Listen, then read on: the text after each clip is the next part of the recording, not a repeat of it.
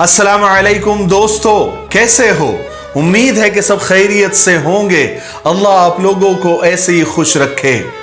एक बहन ने मुझे अपनी दर्द भरी आप बीती लिखकर भेजी है और कहती है कि मेरी आप बीती आप सारी दुनिया तक पहुंचाइए। मैं चाहती हूं कि मेरी कहानी से, मेरी सच्ची घटना से दुनिया के हर मर्द और औरत सबक हासिल करे, और जो मेरे साथ हुआ है मैं चाहती हूं कि दुनिया के किसी मर्द और औरत के साथ वो ना हो। वो कहती है कि शादी के कुछ सालों के बाद ही हम मियां बीवी के अंदर लड़ाइयां शुरू हो गई थी और लड़ाइयां उरूज पर थी। मैं हर वक्त अपने शौहर से लड़ा करती थी।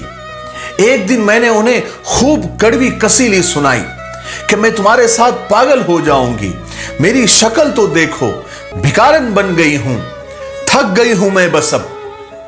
मेरे शौहर मेरे पास आकर बैठे और मुझसे कहने लगे कि तुम हर वक्त लड़ती झगड़ती क्यों रहती हो? कभी तो प्यार से बात कर लिया करो मेरे साथ। मैंने उसे साइड में धक्का दिया, वो खामोश हो गया। मैं थक हार गई थी। अब मैं सोच रही थी कि अब मैं इस आदमी से तलाक ले लूंगी। मेरे 2 कजन भाई थे जो वकील थे, उन्होंने मुझे तसल्ली दी कि हम तुम्हारे साथ हैं, तुम उस कमीने आदमी से तलाक ले लो। आज मैं सोच रही थी कि जब वो घर आएगा तो मैं उसको बोल दूंगी कि मुझे तलाक दे दो। मैं इंतजार कर रही थी। वो रात 10 बजे आया, बच्चे सो रहे थे। वो सीधा दोनों बच्चों के पास गया, उनके माथे का बोसा लिया, उनके हाथों को चूमा, फिर अपने चारपाई पर जाकर बैठा और मुझे आवाज दी, शहनाज मुझे रोटी दो, मुझे भूख लगी है। लेकिन मैं करवट बदलकर लेटी रही। मैं लेटी क्या, मैं लेटने का नाटक कर रही थी। उसने मुझे फिर आवाज दी, 1 बार 2 बार 3 बार, लेकिन मैंने उसकी एक भी नहीं सुनी। मैं चुप रही। वो मेरे पास आया, मुझे देखा तो मैंने अपनी आंखें बंद कर ली।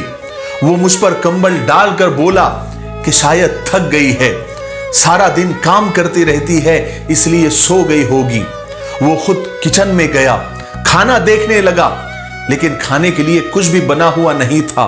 उसने एक प्याली में नमक मिर्च डालकर उसमें थोड़ा सा पानी मिलाकर सूखी रोटी के साथ खाने लगा। मैं ये सब देख रही थी।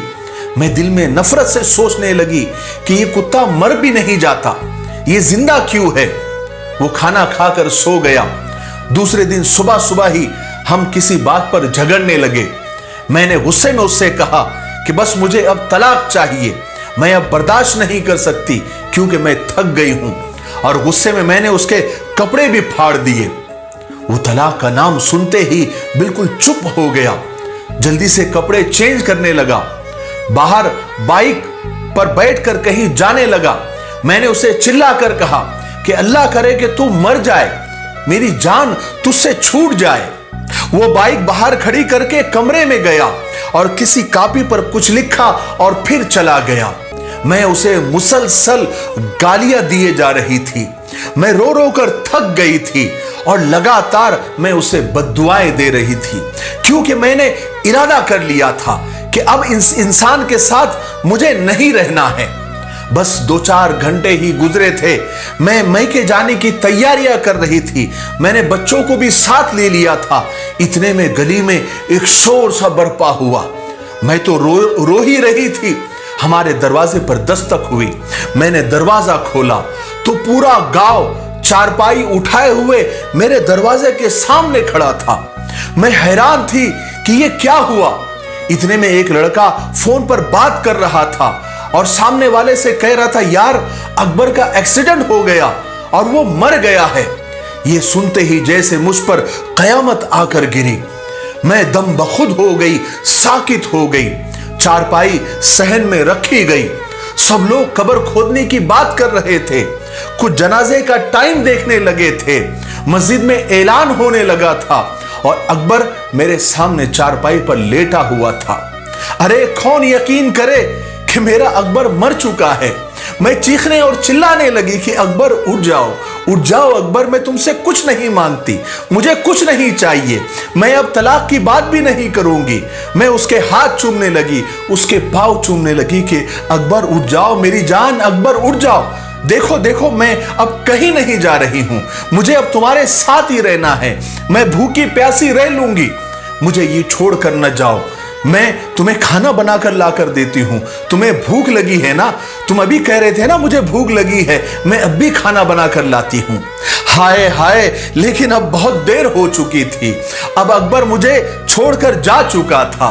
मैं चीखती रही, चिल्लाती रही, लेकिन अकबर मनो मिट्टी तले जाकर सो गया था। उसके जाने के बाद मुझे दुनिया के रंग नजर आने लगे, मुझे रिश्ते बदलते दिखाई देने लगे, फिर जो मेरे अपने थे वो सब मुंह मोड़ने लगे, मुझ पर दुनिया नजरें कसने लगी, बच्चे बाबा को ढूंढने लगे, अब उनको नींद में उनके माथे को कौन चूमेगा, कौन मुझे आवाज देगा, कौन मेरी कड़वी कसीले लहजे को और मेरी बातों को बर्दाश्त करेगा।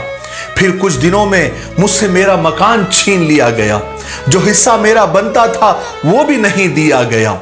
अकबर के मरने के बाद मैं दर बदर ठोकरें खाने लगी।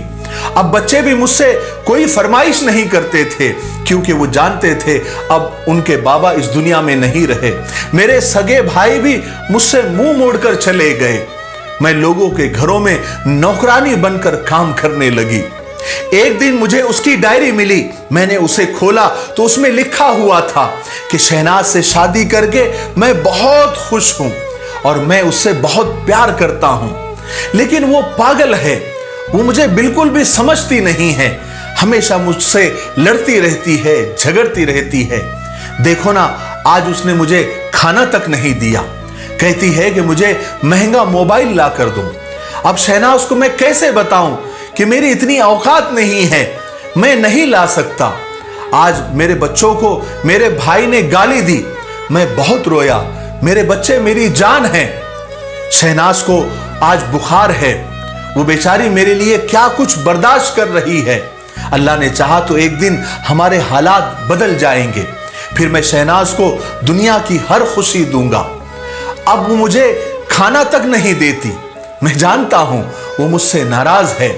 आज मैंने नमक मिर्च और सूखी रोटी खाई है, आज मेरी कमर में एक ईंट लगी है, गहरा जख्म हुआ है, लेकिन मैं शहनाज को नहीं बताऊंगा, वो परेशान हो जाएगी। डॉक्टर कह रहा था कि 15 टाके लगेंगे, लेकिन उससे ज्यादा गहरी चोट मेरे सीने में लगी है, क्योंकि आज शहनाज कह रही थी कि मुझे तलाक दे दो, मैं मर जाऊंगा शहनाज के बिना। लेकिन मैं जानता हूं वो गुस्से में है, ठीक हो जाएगी। मैं ये सारे अल्फाज उसकी पढ़ रही थी, पढ़कर मैंने डायरी को सीने से लगाया और चीखे मार मार कर और धाड़े मार मार कर रोने लगी। आज मेरे समझ में आया कि हम सफर तो हम सफर होता है, वो जैसा भी था मेरा साया था, मेरी ढाल था। उसके जाने के बाद जमाने की ठोकरें खाकर मैं समझी हूं कि अकबर ही मेरे लिए दोनों जहान था, मेरी दुनिया था। आज मैं थक हार कर घर आती हूं, अब मैं टूट चुकी हूं, बस बच्चों के खातिर जिंदा हूं, वरना मैं कब की खत्म हो गई होती। मैं खुद को कोसती हूं कि क्यों मैं अकबर के साथ लड़ती थी, झगड़ती थी, क्यों उसको सताती थी, क्यों मैं लोगों का देख देख कर मैं बड़े बड़े ख्वाब देखती थी, बड़े बड़े डिमांड करती थी। वो मेरे साथ था तो मैं आज महसूस करती हूं कि मैं शहजादी थी और शहजादी की तरह जिंदगी गुजार रही थी। क्या मैं बख्शी जाऊंगी? क्या मुझे अल्लाह ताला माफ करेगा? मुझे अफसोस है कि मैं मुश्किल वक्त में उसका सहारा, उसकी हिम्मत नहीं बन सकी। मैं लालची और मतलब परस्त हो गई थी। अब तो अक्सर लोग मेरी मदद करते हैं तो मेरे जिस्म की बात करते हैं, मदद भी करते हैं और मेरे जिस्म की तरफ गंदी निगाह भी डालते हैं। जब मेरा शौहर जिंदा था, जैसा भी था, क्या मजाल थी कि लोग मुझ पर गंदी नजर डालते। मैं सब औरतों से, सब बहनों से हाथ जोड़कर अपील करती हूं कि पैसा, गाड़ी, बंगला और ये दुनिया अपने हमसफर, अपने शौहर के सामने मिट्टी और खाक से ज्यादा कुछ भी नहीं। लालच और बड़े ख्वाब की तमन्ना में तुम लोगों की नौकरानी न बन जाना।